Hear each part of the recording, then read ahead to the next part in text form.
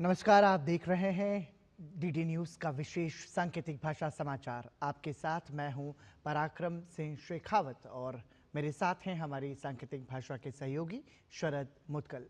कांग्रेसी शुरुआत करेंगे समाचार की सुर्खियों के साथ।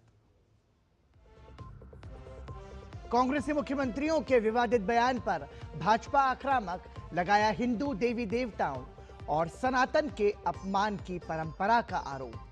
रेणुका चौधरी के बयान को बताया संसद की गरिमा पर ठेस।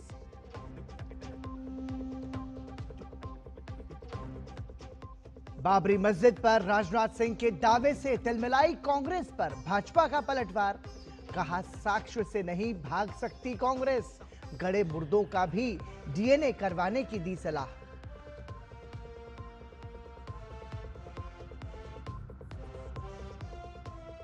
संसद में सत्ता पक्ष और विपक्ष के बीच गतिरोध हुआ खत्म। संसद के शीतकालीन सत्र का तीसरे दिन सुचारू रूप से चला प्रश्नकाल और शून्यकाल।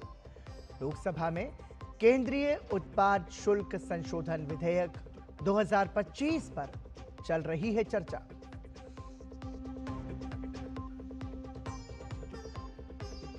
और फेक न्यूज डेमोक्रेसी के लिए खतरा, लोकसभा में बोले केंद्रीय मंत्री अश्विनी वैष्णव। पीडीएस से जुड़े सवाल पर केंद्रीय मंत्री प्रहलाद जोशी ने दिया जवाब। जहां भी जरूरत वहां बनेंगे एफसीआई गोडाउन।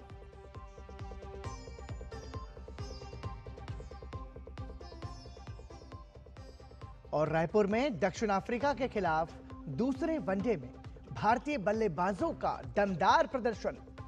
विराट कोहली ने खेली एक और शतकीय पारी। वहीं ऋतुराज गायकवाड़ ने भी लगाया वनडे करियर का पहला शतक।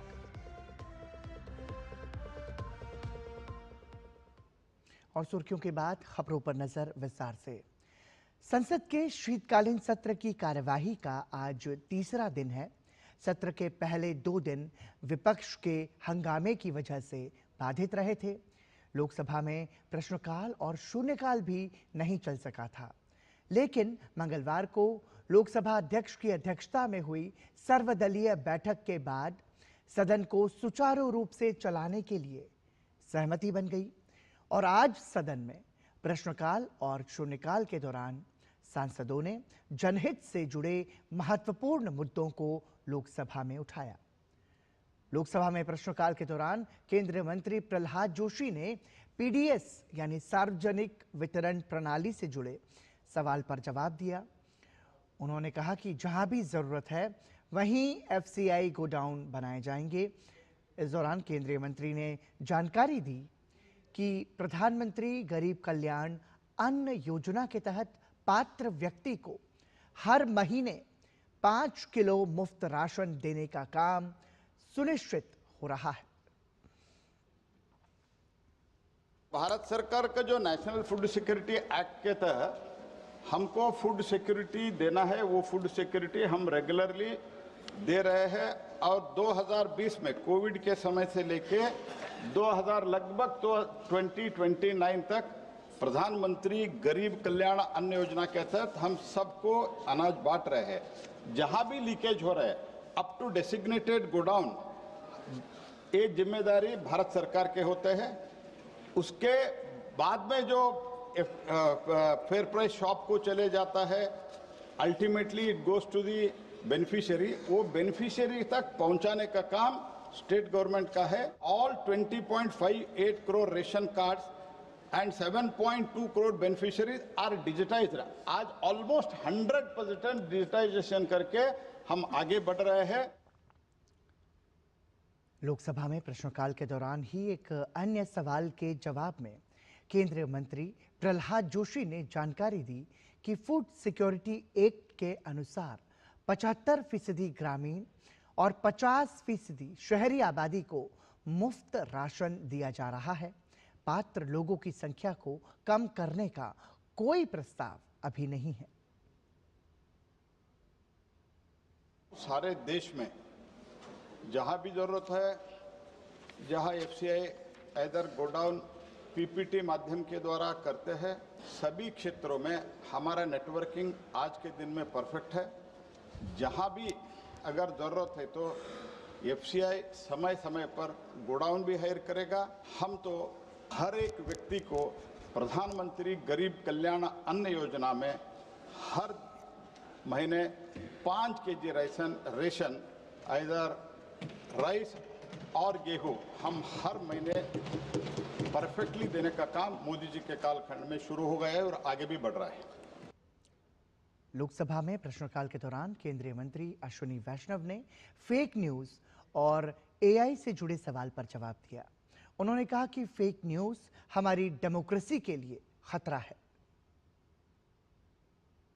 Fake news is a threat to our democracy today और हमें सोशल मीडिया पर फेक न्यूज पर एआई जनरेटेड डीप फेक पर स्ट्रिक्ट एक्शन लेने की जरूरत है।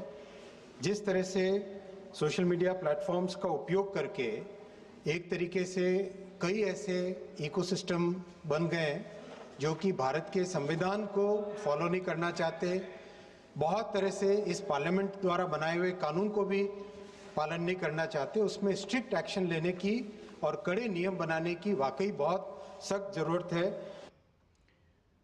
लोकसभा के प्रश्नकाल के दौरान केंद्रीय इलेक्ट्रॉनिक्स एवं सूचना प्रौद्योगिकी मंत्री अश्विनी वैष्णव ने आर्टिफिशियल इंटेलिजेंस से जुड़े सवालों के जवाब दिए। केंद्रीय मंत्री अश्विनी वैष्णव ने बताया कि मोदी सरकार ने डिजिटल पर्सनल डेटा प्रोटेक्शन अधिनियम पारित कर आर्टिफिशियल इंटेलिजेंस एप्स और मॉडल्स को कवर किया है, जिससे नागरिकों के व्यक्तिगत डेटा की मजबूत सुरक्षा सुनिश्चित हुई है। Honorable member has raised a very important point. I would like to put on record that Prime Minister Shri Narendra Modi ji's government has enacted and this parliament has enacted the DPDP Act, Digital Personal Data Protection Act. Before this act, there was no mechanism by which the personal data could have been protected. And because of the DPDP Act, now anybody who uses personal data of any user, any citizen of India, will basically have a protection mechanism through which consent would have to be taken, data minimization would have to be done, the right to forget will have to be done, and the purpose will have to be very clearly defined. The Act has been notified very recently on the 13th of November, and this has created a totally new regime of protection for the citizens' data, and that is the spirit with which we are working. The AI apps and the AI models, they are also covered as a part of the DPDP Act. Lok Sabha में प्रश्नकाल के दौरान जवाब देते हुए केंद्रीय मंत्री ज्योतिरादित्य सिंधिया ने कहा कि आज के समय में दूरसंचार लग्जरी नहीं बल्कि जरूरत बन गया है। केंद्रीय मंत्री ज्योतिरादित्य सिंधिया ने कहा कि हमें 100% सैचुरेशन देश भर में करना है, जिसके तहत देश भर में अब तक करीब 25,000 टावर लगाए जा चुके हैं। एक लग्जरी नहीं बनी लेकिन एक नेसेसिटी बन चुकी है और इसके माध्यम से देश की जनता पूर्ण विश्व के साथ जुड़ती है। इसी को मद्देनजर रखते हुए प्रधानमंत्री जी ने अपना संकल्प बनाया है कि 100% 4G का सैचुरेशन हमें देश में सुनिश्चित करना है और डिजिटल भारत निधि के कोष से इसके लिए राशि भी दी गई है, जिसमें से मुझे खुशी है आपको सूचित करते हुए और आपके द्वारा हाउस को सूचित करते हुए कि पिछले 1 वर्ष की अवधि में करीब 25,000 टावर हमारे संपूर्ण देश में लग चुके हैं। संचार साथी ऐप पर बोलते हुए केंद्रीय मंत्री ज्योतिरादित्य सिंधिया ने कहा कि संचार साथी ऐप और पोर्टल के आधार पर अब तक 1.5 करोड़ से ज्यादा मोबाइल कनेक्शन डिस्कनेक्ट किए गए जो कि फ्रॉड थे। वहीं ऐप की मदद से 26 लाख चोरी हुए मोबाइल फोन भी ट्रेस किए गए हैं, जिसमें से 7 लाख फोन सफलतापूर्वक नागरिकों को लौटाए जा चुके हैं। संचार साथी पोर्टल की हमने शुरुआत की थी सर 2023 में और संचार साथी ऐप का प्रयोग हमने 2025 में हम लोग ने शुरुआत किया और आज मैं रिकॉर्ड पे रखना चाहता हूं कि इस ऐप और पोर्टल के आधार पर 1.5 करोड़ मोबाइल कनेक्शन देश के अंदर डिस्कनेक्ट हुए हैं जो फ्रॉडुलेंट हैं। करीब 26 लाख स्टोलन हैंडसेट हम लोग ने ट्रेस किए, 7 लाख स्टोलन हैंडसेट जो उपभोक्ता है उसे हमने वापस भी कर दिया और 41 लाख मोबाइल कनेक्शन डिस्कनेक्ट हुए हैं, 6 लाख फ्रॉड हम लोग ने ब्लॉक किए। लोकसभा के शीतकालीन सत्र में वित्त मंत्री निर्मला सीतारमण ने तंबाकू और तंबाकू उत्पादों पर टैक्स को लेकर सरकार की स्थिति स्पष्ट की है।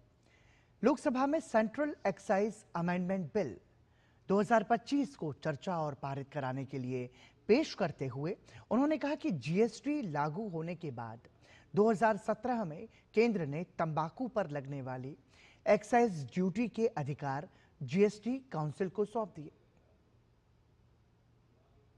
The rates for tobacco and tobacco products, when GST was introduced in 2017, the central government gave up its excise rights and the duties which were levied under the central excise on tobacco products was given away in favor of the GST Council so that the Council can levy compensation cess, and that compensation cess which would be collected on tobacco products in the place of excise will go to the would state. go for the compensation for the states for the initial years when they come into the GST. As a result, the central excise duty, the right was kept up, duties were minimal or completely zero. केंद्रीय मंत्री भूपेंद्र यादव ने आज राज्यसभा में मणिपुर के लिए एक महत्वपूर्ण वैधानिक संकल्प पेश किया है। इसके तहत मणिपुर राज्य में जल प्रदूषण निवारण एवं नियंत्रण संशोधन अधिनियम 2024 को लागू करने का प्रस्ताव रखा गया है। मणिपुर में 13 फरवरी 2025 से अनुच्छेद 356 के तहत राष्ट्रपति शासन लागू है, जिससे वहां की विधायी शक्तियां संसद के अधीन हैं। इसी अधिकार का प्रयोग करते हुए सरकार ने अनुच्छेद 252(1) के तहत ये प्रस्ताव सदन के पटल पर रखा। सरकार का उद्देश्य इस केंद्रीय कानून के माध्यम से राज्य में प्रदूषण नियंत्रण को सख्त करना है। फिलहाल उच्च सदन में इस प्रस्ताव पर सदस्यों द्वारा चर्चा जारी है। संसद के शीतकालीन सत्र के तीसरे दिन बुधवार को पश्चिम बंगाल के भाजपा सांसदों ने प्रधानमंत्री नरेंद्र मोदी से मुलाकात की। इस दौरान प्रधानमंत्री नरेंद्र मोदी ने 2026 के चुनावों की तैयारियों पर भाजपा सांसदों से चर्चा की। चर्चा में प्रधानमंत्री मोदी ने पश्चिम बंगाल विधानसभा चुनावों में भाजपा की जीत सुनिश्चित करने को लेकर जोर दिया। प्रधानमंत्री के साथ मुलाकात के बाद भाजपा सांसद राजू बिष्ट ने बताया कि प्रधानमंत्री से मुलाकात हमेशा एक नई ऊर्जा देती है। उन्होंने पार्टी के लिए भाजपा कार्यकर्ताओं के प्रयासों की सराहना की है।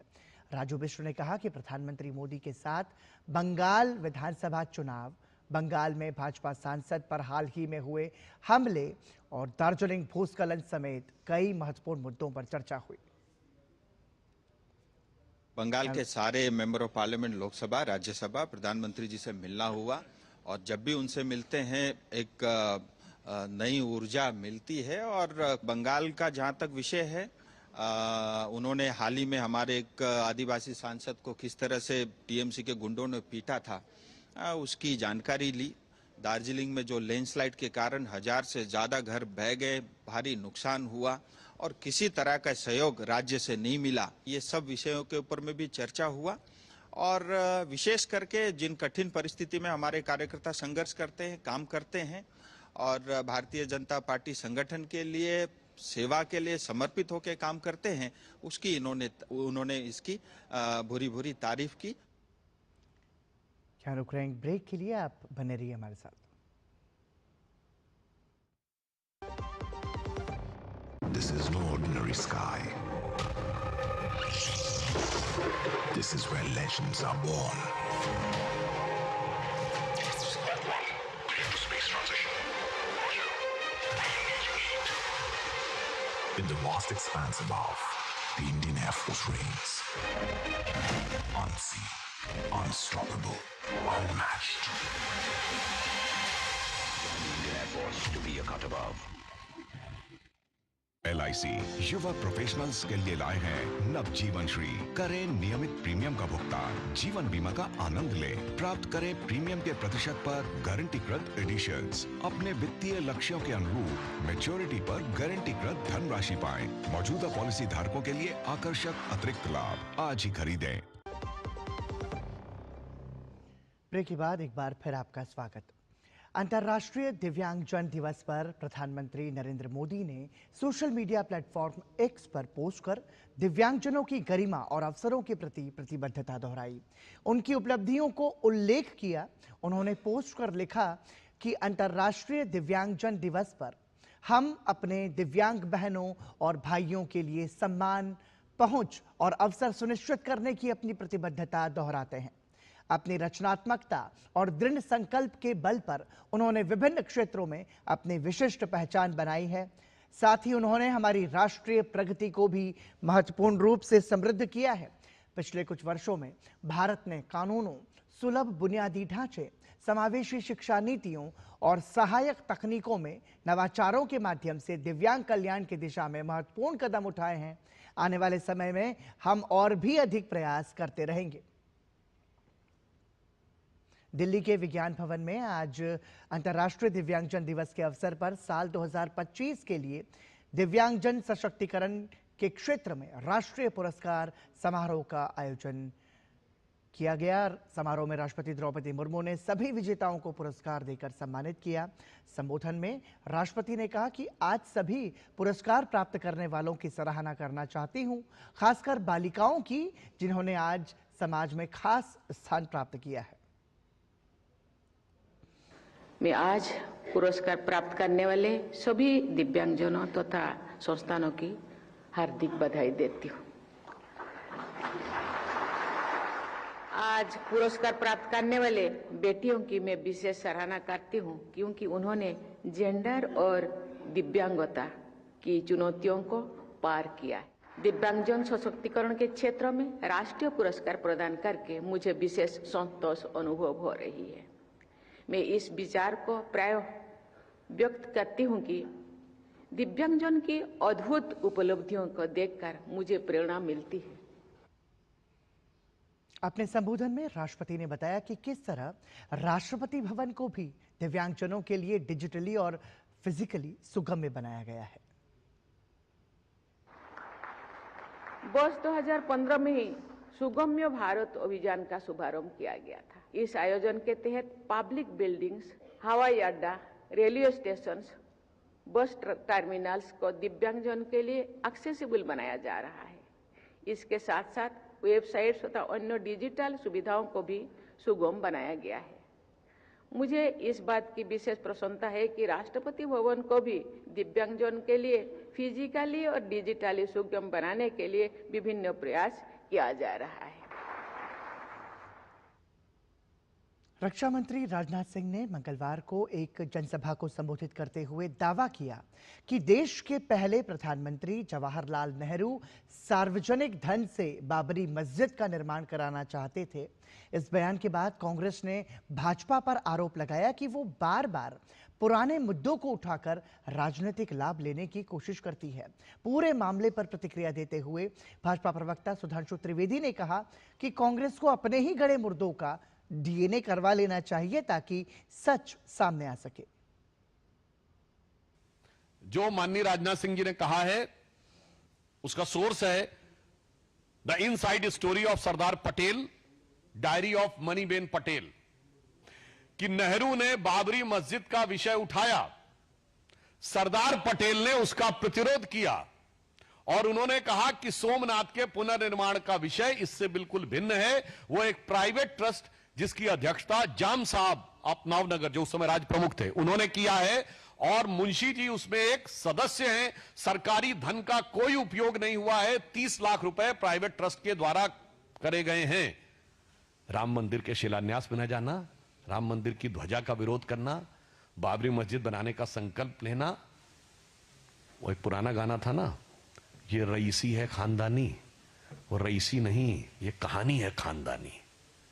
मुझे लगता है हम और कुछ नहीं कर रहे हैं, इतिहास में गड़े मुर्दे उखाड़ने का हमारा कोई प्रयास नहीं है, पर कांग्रेस को अपने मुर्दों का डीएनए जरूर चेक कर लेना चाहिए।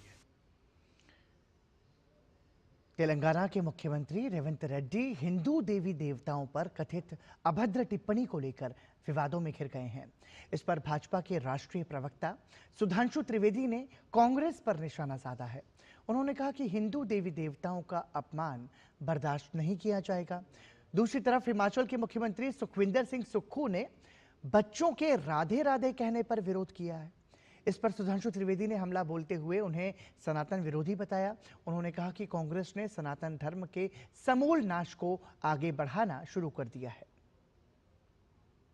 तेलंगाना के मुख्यमंत्री श्री रेवंत रेड्डी ने जिस प्रकार से हिंदू देवी देवताओं के बारे में अपमानजनक, अवांछनीय कमेंट किए हैं, उसे किसी भी कीमत पर बर्दाश्त नहीं किया जा सकता।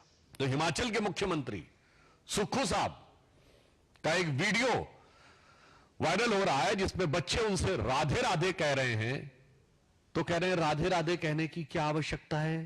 कांग्रेस पार्टी को का एक मुख्यमंत्री हिंदू देवी देवताओं का अपमान करता है और दूसरा मुख्यमंत्री छोटे छोटे स्कूली बच्चों को राधे राधे बोलने से रोकने की कोशिश करता है। क्या आप कांग्रेस पार्टी ने इरेडिकेशन ऑफ सनातन धर्म अर्थात हिंदू धर्म के समूल नाश के कार्यक्रम को आगे बढ़ाना शुरू कर दिया है? तेलंगाना के मुख्यमंत्री रेवंत रेड्डी हिंदू देवी देवताओं को लेकर दिए गए कथित अभद्र टिप्पणी पर राजनीतिक हमले उन पर तेज हो गए हैं। इस मुद्दे को लेकर आज हैदराबाद में प्रदेश भाजपा महिला मोर्चा और भाजपा युवा मोर्चा के कार्यकर्ताओं ने प्रदर्शन किया।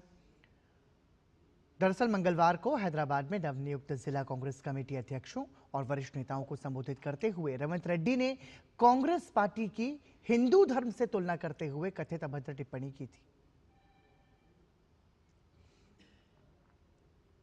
उत्तर प्रदेश के बरेली स्थित सूफी टोला बनाए गए अवैध ऐवान-ए-फरहत और गुड मैरिज बारात घरों पर ध्वस्तीकरण की कार्रवाई की जा रही है।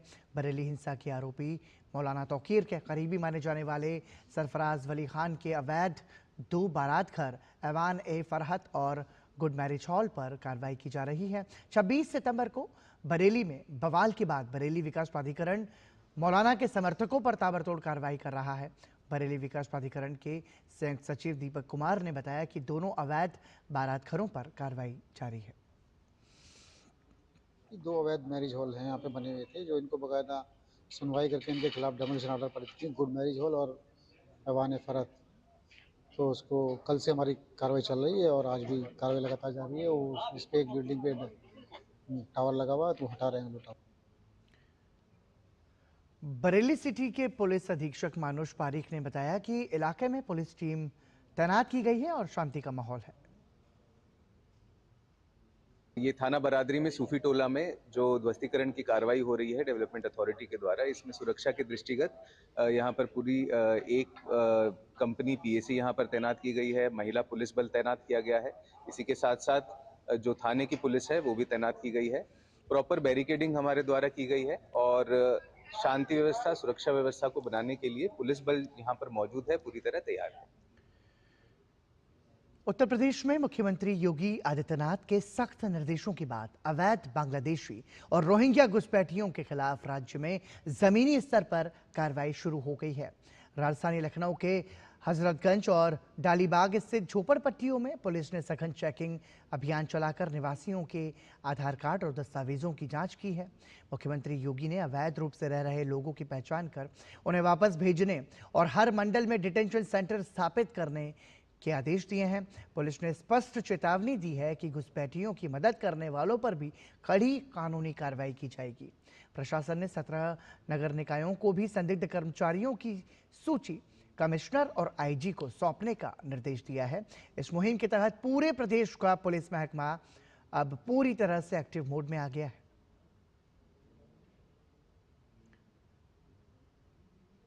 सरकार ने संचार साथी ऐप को स्मार्टफोन में पहले से इंस्टॉल करने की अनिवार्यता हटा दी है। सरकार की ओर से जारी एक बयान में कहा गया है कि ऐप पर लोगों के बढ़ते भरोसे और इसकी लोकप्रियता को देखते हुए सरकार ने प्री इंस्टॉल का नियम वापस ले लिया है। बयान में बताया गया है कि कल एक दिन में संचार साथी एप्लीकेशन पर 6 लाख नए रजिस्ट्रेशन हुए हैं। उल्लेखनीय है कि संचार साथी ऐप नागरिकों को साइबर फ्रॉड से बचाने और शिकायत दर्ज कराने में मदद करता है। अब तक 1.4 करोड़ लोग इसे डाउनलोड कर चुके हैं और रोज लगभग 2000 फ्रॉड मामलों की जानकारी मिल रही है। और अब बात कर लेते हैं मौसम की। केंद्र ने कहा है कि चक्रवात, बेमौसम बारिश और भूकंप जैसी प्रमुख प्राकृतिक घटनाओं से होने वाले जानमाल के नुकसान को रोकने और कम करने के लिए कई कदम उठाए गए हैं। केंद्रीय विज्ञान एवं प्रौद्योगिकी मंत्री डॉक्टर जितेंद्र सिंह ने कहा कि मौसम विभाग जनता को समय पर अलर्ट और पूर्वानुमान जारी करता रहता है। उन्होंने बताया कि भारत को मौसम के प्रति सजग और जलवायु स्मार्ट राष्ट्र बनाने के लिए एक नई केंद्रीय योजना मिशन मौसम शुरू की गई है।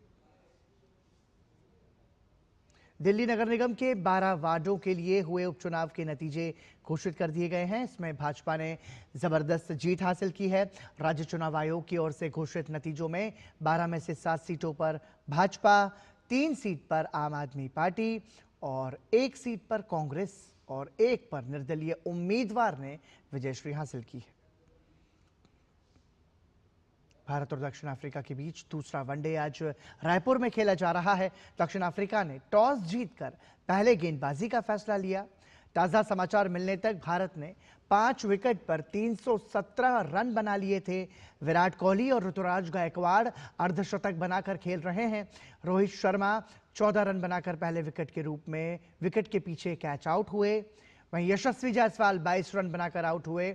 इसके बाद ऋतुराज गायकवाड़ के साथ मिलकर विराट कोहली ने पारी को संभाला और रन बनाना जारी रखा। दोनों बल्लेबाजों ने तेजी से खेलते हुए टीम का स्कोर 200 के पार पहुंचाया। इसी बीच ऋतुराज गायकवाड़ ने शतक लगाने में सफलता पाई और वो 105 रन बनाकर आउट हुए। कोहली ने भी शतक लगाने में सफलता पाई। कोहली का सीरीज में ये लगातार दूसरा और करियर का 53वां शतक है। वो 102 रन बनाकर आउट हुए। और इसी के साथ दूरदर्शन समाचार का ये विशेष सांकेतिक भाषा समाचार यहीं समाप्त होता है। मुझे और हमारे सहयोगी शरद मुदगल को दीजिए अनुमति। नमस्कार।